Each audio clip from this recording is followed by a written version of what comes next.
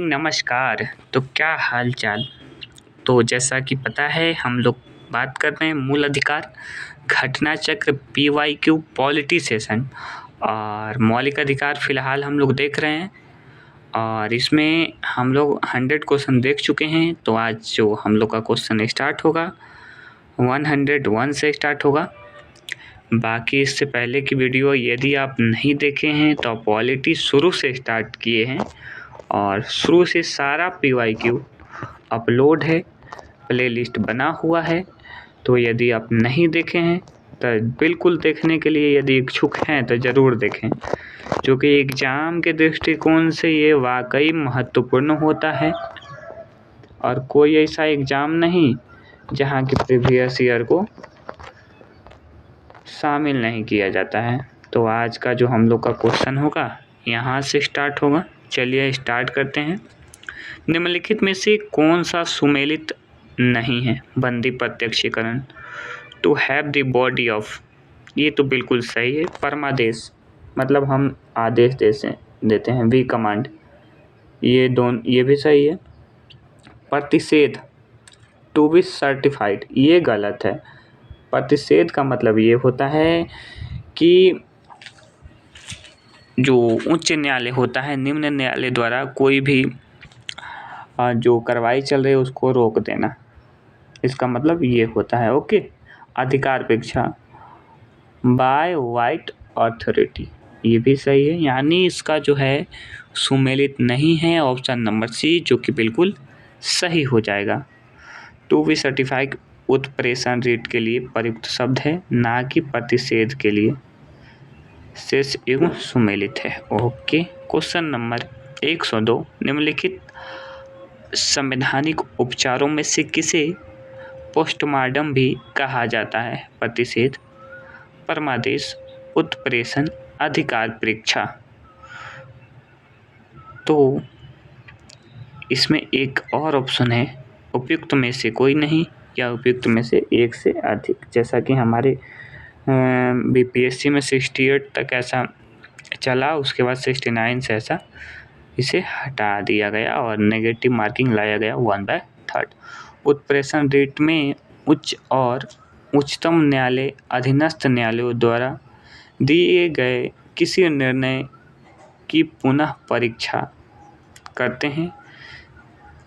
यानी जो उच्च न्यायालय और सर्वोच्च न्यायालय होते हैं मिलकर अधीनस्थ न्यायालय यानी नीचे के जो न्यायालय होते हैं उनके द्वारा कोई निर्णय लिया जाता है तो उनका पुनः परीक्षा करते हैं या उस पर जांच पड़ताल करते हैं। इस कार्य एक तरह से पोस्टमार्टम ही है। यह कार्य एक तरह का पोस्टमार्टम ही हुआ ना, पूरा उसका ऑपरेशन करती है, क्या है, कैसे है, क्या नहीं।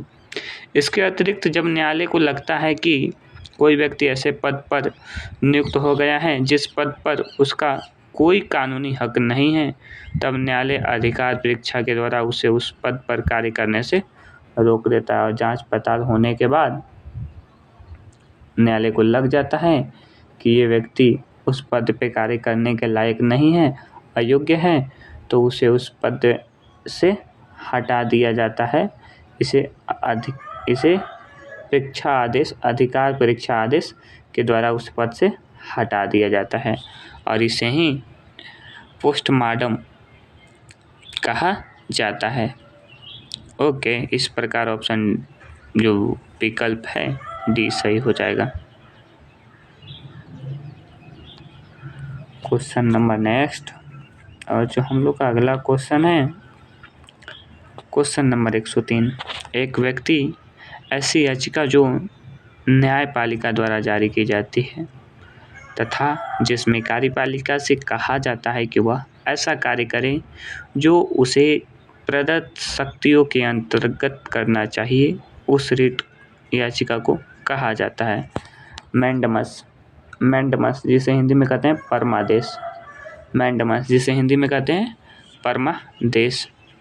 मैंडमस जिसे परमादेश का आशय है, हम आदेश देते हैं। इस प्रकार याचिका रिट द्वारा कार्यपालिका से उस कार्य को करने के लिए कहा जाता है जो उसे प्रदत्त शक्तियों के अंतर्गत करना चाहिए। और आप लोग को ये भी पता होना चाहिए कि सुप्रीम कोर्ट जो रेट जारी करता है आर्टिकल 32 के तहत जारी करता है, और हाई कोर्ट जो रेट जारी करता है ये 6 प्रकार का रेट जारी करता है और आर्टिकल 226 के तहत करता है। जब सर्वोच्च न्यायालय किसी व्यक्ति तथा संस्था को उसके दायित्व के निर्वहन हेतु लेख जारी करता है तो उसे कहते हैं परमादेश। उसे क्या कहेंगे? तो उसे कहेंगे परमादेश। ओके। क्वेश्चन नंबर 5, सूची 1 को सूची 2 से सुमेलित करना है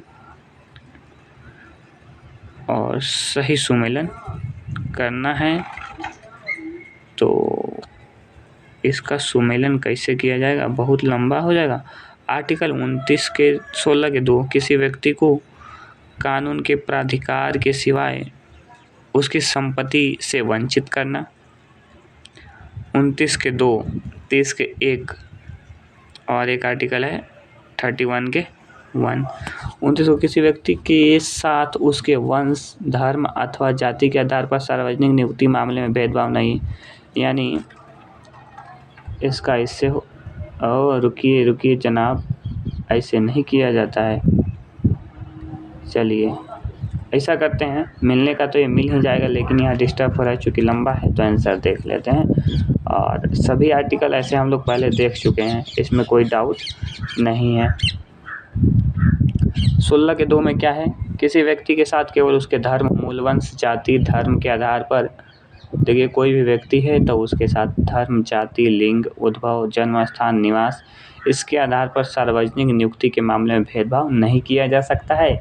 ये हमारे आर्टिकल 16 के 2 में निर्धारित किया गया है। और 29 के 2 की बात करें तो इसमें है किसी नागरिक को धर्म, वंश, जाति, भाषा या इनमें से किसी भी आधार पर राज्य द्वारा संशोधित अथवा राज्य से सहायता प्रदान करने वाली किसी शैक्षणिक संस्था में प्रवेश करने से वंचित नहीं किया जाएगा, बिल्कुल। और यदि आर्टिकल 30 की 1 की बात करें तो सभी अल्पसंख्यकों को, चाहे वे धर्म के आधार पर हो या भाषा के आधार पर हो, अपनी पसंद की शैक्षणिक संस्थाएं स्थापित करने और उन्हें संचालित करने का मौलिक अधिकार प्राप्त होता है। ऐसा नहीं है कि आपका धर्म के आधार पे यदि कोई अल्पसंख्यक है या भाषा के आधार पे अल्पसंख्यक है। अब हम अपने बिहार की ही बात करें तो वहाँ तो बौद्ध, पारसी, जैन ये सब का अल्पसंख्यक ही है ना। तो ऐसा नहीं है कि ये लोग अपने मनपसंद शैक्षणिक संस्थान स्थापित नहीं कर सकते हैं, ये कर सकते हैं, इसे आप रोक नहीं सकते हैं, ये उनका मौलिक अधिकार है। और ये आर्टिकल 30 के 1 में दिया गया है। और आर्टिकल 31 की 1 की बात करें तो किसी भी व्यक्ति को कानून के प्राधिकार के सिवाय उसकी संपत्ति से वंचित नहीं किया जाएगा। ठीक है, चलिए क्वेश्चन नंबर 106 में मिलते हैं और इसमें कौन सा मिलान सही नहीं है ये बात बताना है। तो ये तो इजी ही लग रहा है। पृथ्वीकांत आर्टिकल 17 ये तो सही है। गिरफ्तारी एवं निरोध के विरुद्ध संरक्षण आर्टिकल 23। आर्टिकल 23 तो बलात्श्रम है ना। धर्म की स्वतंत्रता आर्टिकल 25 सही है। अल्पसंख्यकों के हितों का संरक्षण आर्टिकल 29 ये भी सही है। और इसमें सुमेलित नहीं है, यानी ऑप्शन बी जो कि बिल्कुल सही हो जाएगा। और कुछ दशाओं में गिरफ्तारी से का निरोध आर्टिकल 22 में होता है। किस में होता है? आर्टिकल 22 में होता है। और क्वेश्चन नंबर 107, उपाधियों का निषेध आर्टिकल 18 हो जाएगा। और धार्मिक मामलों के प्रबंध की स्वतंत्रता आर्टिकल 26 हो जाएगा। अल्पसंख्यकों की भाषा का संरक्षण, शिक्षा का अधिकार 21 के क, आइए इसका हो जाएगा। बाकी आंसर देख लेते हैं। ये तो सही है, ये तो नॉर्मल क्वेश्चन है तो इसमें नो डाउट। देखिए उपाधियों का अंत आर्टिकल 18, धार्मिक के प्रबंध की स्वतंत्रता, यानी आपके धर्म के प्रति कोई भी प्रबंध कर सकते हैं। अल्पसंख्यकों की भाषा का संरक्षण 29, शिक्षा 21 के क। और इसे भी मिलान करना है। मौलिक कर्तव्य संविधान की 42वां संविधान संशोधन। ठीक है, 1 का 3 की बात करें तो ऑप्शन नंबर ए जो कि बिल्कुल सही हो जाएगा। देखिए इतना ईजी है, ऑप्शन से हम लोग लगा दिए। 1 का 3 हो गया। और इस प्रकार संसद मौलिक अधिकारों को संशोधन कर सकती है। किस बाद में हुआ था? केशवानंद भारती बाद में हुआ था। और एक मूल ढांचे का सिद्धांत संविधान के अनुच्छेद मिनर्वा मिल्स केस में दिया गया था। इसमें दिया गया था इंसान के अनैतिक व्यापार, ये इसमें। ओके ठीक है, नो प्रॉब्लम नो प्रॉब्लम। वही बात यहाँ दिया हुआ है, यदि नहीं पढ़े हैं तो पढ़ लीजिएगा। मैं तो बहुत बार पढ़ा दिया हूँ, रिपीट कर दिया हूँ और मैं भी पढ़ लिया हूँ। हम कोई आप लोग का टीचर नहीं है, भाई हैं। ऐसे पढ़ते हैं और कोशिश करते हैं कि आप लोग के पास पहुँचे, आप लोग भी रिवीजन करते रहें। किसवाद ने संसद को मौलिक अधिकारों में संशोधन का अधिकार दिया? केशवानंद भारतीवाद में। किसमें? केशवानंद भारतीवाद में। और ये वाद कब हुआ था? तो ये वाद 1951 में शंकरी प्रसाद हो गया। केशवानंद भारती 1973 में हुआ था मेरे ख्याल से। उच्चतम न्यायालय ने सर्वप्रथम 1951 में शंकरी प्रसाद बनाम भारत संघवाद तथा तत्पश्चात सज्जन सिंह बनाम राजस्थान, ये 1965 में हुआ था।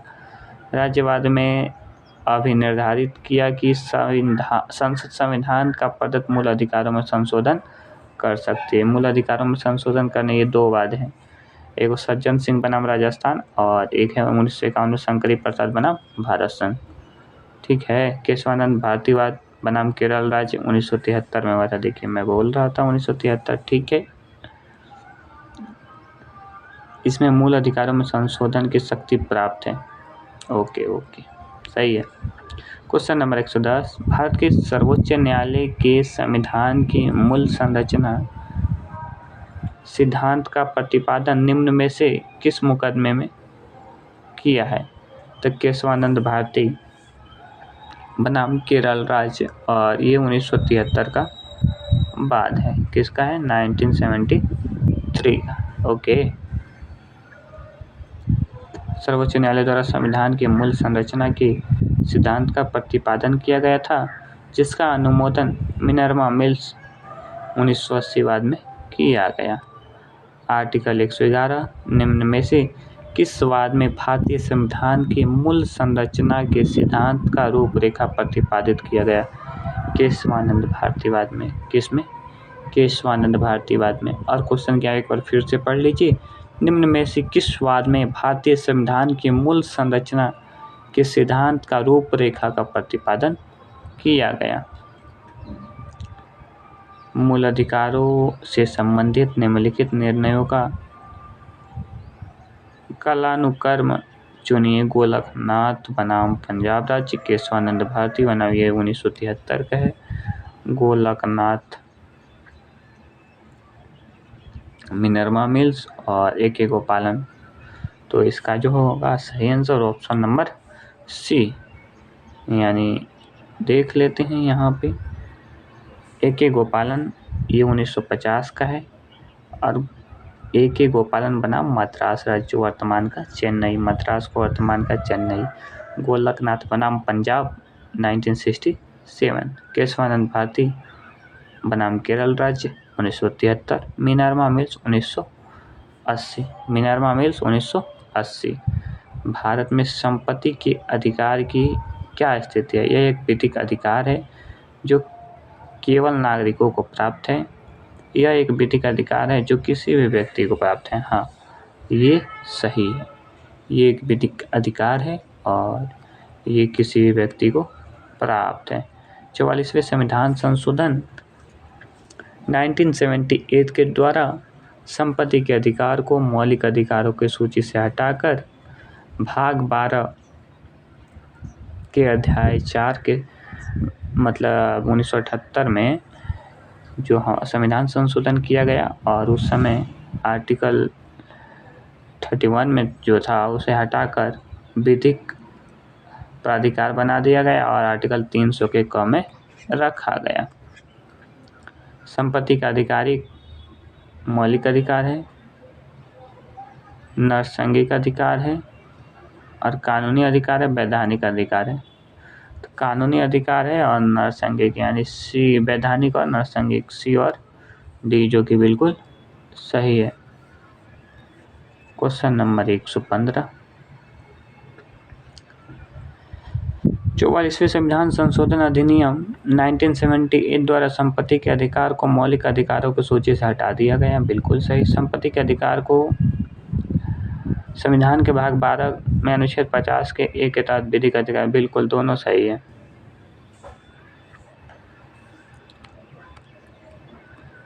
वर्तमान समय में भारतीय संविधान के अंतर्गत संपत्ति का अधिकार एक वैधानिक अधिकार है। कैसा अधिकार है?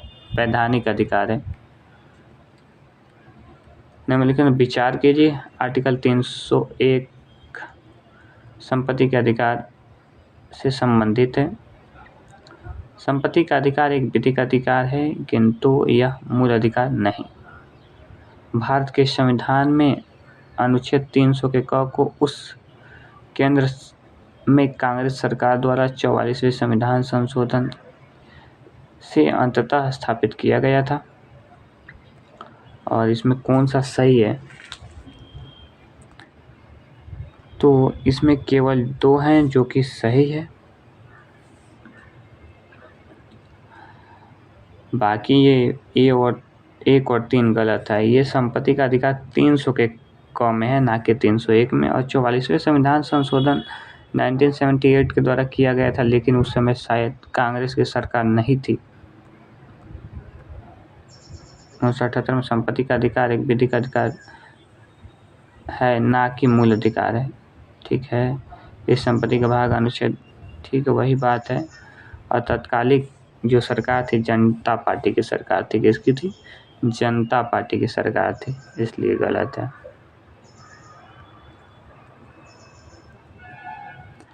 क्वेश्चन नंबर 118, निम्नलिखित में से किसके द्वारा संपत्ति के मूल अधिकार का लोप किया गया? 44वां संविधान संशोधन 1978 के द्वारा। ठीक है। संपत्ति के मौलिक अधिकार को कब समाप्त किया गया? 1978। कब किया गया? 1978। 44वां संविधान संशोधन के द्वारा। निम्नलिखित में से किस संवैधानिक संशोधन अधिनियम ने मौलिक अधिकारों की सूची से संपत्ति के अधिकार को हटाया? ऑप्शन नंबर सी, 44वां संविधान संशोधन 1978। किस संविधान संशोधन के द्वारा संपत्ति का अधिकार समाप्त किया गया? 44वें संविधान संशोधन के द्वारा। भारतीय संविधान के 44वें संविधान संशोधन से मौलिक अधिकारों की श्रेणी से निम्नलिखित में से किस अधिकार को हटा दिया गया? संपत्ति के अधिकार को। ऑप्शन नंबर सी, जिस संविधान संशोधन से नागरिकों के संपत्ति के अधिकार का मूल अधिकारों की सूची से निष्कासन किया गया 44वां संविधान संशोधन था। और कब हुआ था? 1978 में। निम्नलिखित में से कौन सा मौलिक अधिकार नहीं है? संपत्ति का अधिकार, ये एक विधिक अधिकार है। कैसा है? विधिक अधिकार है। क्वेश्चन नंबर 125, निम्न में से कौन सा मूल अधिकार भारतीय संविधान के नागरिकों को नहीं दिया गया है? संपत्ति का अधिकार, ये मौलिक अधिकार से हटाकर इसे विधिक अधिकार बनाया गया और 44वें संविधान संशोधन 1978 के द्वारा। और एक क्वेश्चन और देख ले क्या? नहीं, आज का जो हम लोग का टारगेट था 25 क्वेश्चन कंप्लीट होता है और नेक्स्ट क्लास में फिर 25 क्वेश्चन देखेंगे। तब तक के लिए धन्यवाद। और पहली बार आए हुए हैं तो लाइक सब्सक्राइब तो ज़रूर ही करें, क्योंकि थोड़ा मन लगता है और कोई बात नहीं है। बाकी तब तक के लिए धन्यवाद। और पीछे का वीडियो नहीं देखे हैं तो बिल्कुल देखें, इच्छुक हैं तो ही देखें, ज़बरदस्ती की कोई बात नहीं है। धन्यवाद। Thank you.